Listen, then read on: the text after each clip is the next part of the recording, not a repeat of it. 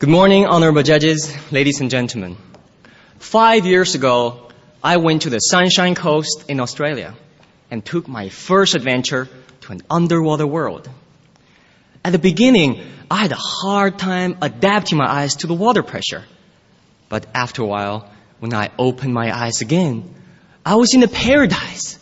I was amazed at the brilliance of the tropical fish, the beauty of the seahorses, and the awesome power of the sharks. Although safe with my instructor, I strongly felt the impending force of the sharks, and it made me puzzled. How can those smaller fishes survive alongside this apparently dominant species? But later, I saw what's really happening. The smaller fishes were living off the ferocious sharks by eating their dead skin and waste, with each needing the other to survive. The instructor then told me, it's only through the coexistence of different species that this underwater paradise can stay so wonderful. That experience in Australia 5 years ago left me with a strong desire for our human world to also become so peaceful and harmonious. I know it may take a long time to realize my dream, but today I want to share with you my two hopes to perhaps make it come sooner. My first hope is the Beijing Olympics will bring the whole world together under the banner of one world, one dream. 2 years ago in Athens Olympics, the Iraqi soccer team made history by qualifying for the semifinal for the first time. That struck the world because sports could maintain such a privileged position in the heart of a country even devastated by war, fragmented by battles for power. The sporting spirit displayed by Iraqi soccer players reminded us of something larger than hatred, something larger than power, and something larger than our difference. I hope the Beijing Olympics will again tell the whole world that the power of love can overcome the love of power, and tell the whole world that our difference matters, but our common humanity matters more. I also hope the communication between nations can extend to culture and art. Nowadays, many Western people are enchanted by the Chinese music, like the 12 Girls Band. And many Chinese are struck by the Western music. So how about the two joining hands in the round the world tour every year, performing on one stage to the world's audience? And recently, China celebrated the Year of Russia.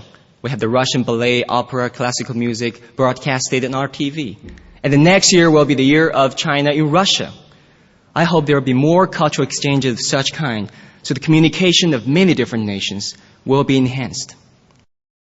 Ladies and gentlemen, it seemed like only yesterday when I look back at that underwater paradise. It offers me a timeless reminder that our best future also lies in the harmonious coexistence of many different nations and many different cultures. Let us remember what Mahatma Gandhi once said, that no nation and no culture in this world can live if it attempts to be exclusive. And so let us remember, ladies and gentlemen, no matter whether we're from the east or west, south or north, the one true direction for all of us should be towards each other. Thank you very much. Thank you, contestant number 9. Many people know how to attain success, but few know how to make the best use of it when it comes. So how do you define success, and how would you make the best use of it? Thank you, Liu Xin. Well, thank you, ladies and gentlemen. In my opinion, success is when preparation meets opportunity. And I think there are two qualities essential to be successful. And the first quality is to handle our self-esteem properly.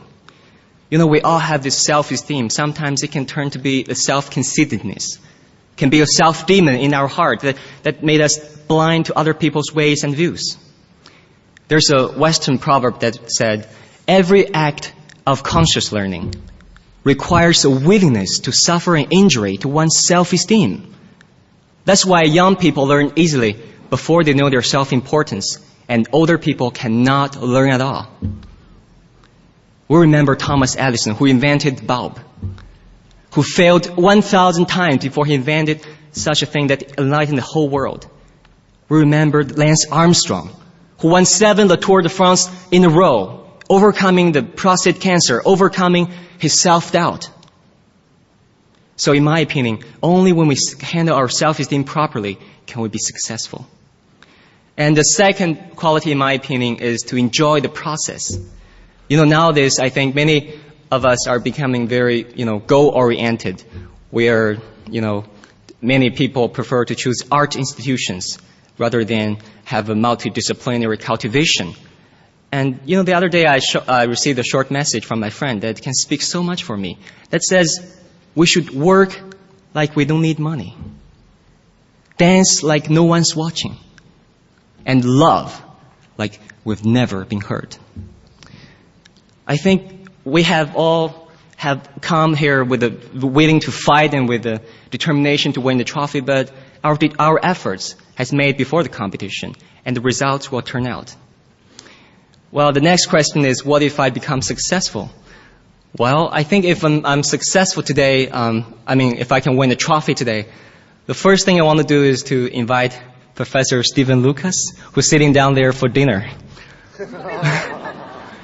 Because, I've seen him so many times on TV. He's famous in China. And I'm sure if I can talk with him, that'll be so beneficial and instructive for a lifetime. And, but seriously, if I become successful, I want to be a great communicator. Right now, I'm a major in international journalism. And, many people say the late President Ronald Reagan a great communicator. But he said, I'm not the greatest communicator, but I communicated great things. It's not my style that the word I use that made the difference, but the content. So